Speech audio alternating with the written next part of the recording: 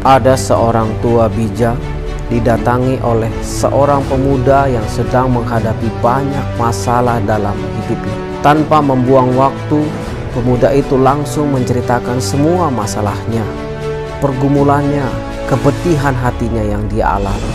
Pak tua bijak hanya mendengar dengan seksama. Setelah si anak muda tersebut selesai menceritakan semua masalahnya, lalu si bapak tua ini mengambil sesendok garam dan menaburkannya ke dalam gelas, lalu mengaduknya dengan perlahan. "Coba minum ini dan katakan bagaimana rasanya," ujar Pak tua. "Wah, asin sekali," jawab pemuda itu. Pak tua itu hanya tersenyum, lalu mengajak pemuda itu untuk berjalan ke tepi danau di belakang rumahnya. Sesampainya di sana, bapak tua itu menaburkan garam tadi bukan hanya sesendok, justru segelas penuh air garam ke danau itu.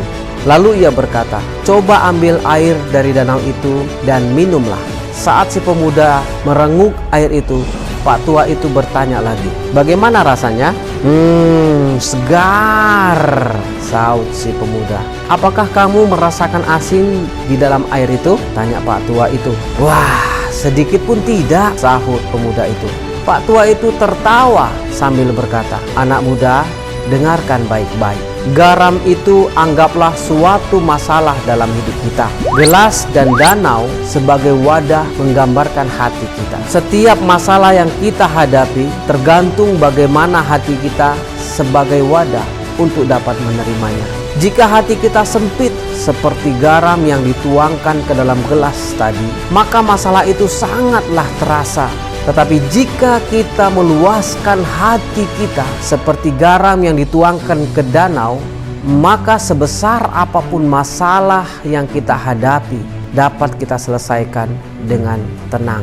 Terlebih lagi bahwa kita tidak pernah sendiri, karena ada satu pribadi yang selalu menemani, membela, bahkan turut menanggung penderitaan kita, yaitu Yesus. Matius 11 ayat 28 berkata, "Marilah kepadaku semua yang letih lesu dan berbeban berat, aku akan memberikan kelegaan kepadamu." 1 Petrus 5 ayat 7, "Serahkanlah segala kekhawatiranmu kepadanya, sebab ia yang memelihara kamu." Ulangan 31 ayat 6, "Kuatkan dan teguhkanlah hatimu, janganlah takut dan janganlah gemetar karena mereka, sebab Tuhan Allahmu, dialah yang berjalan menyertai engkau. Ia tidak akan membiarkan engkau dan tidak akan meninggalkan engkau. Dia memberi kekuatan kepada yang lelah dan menambah semangat kepada yang tiada berdaya." Praise the Lord.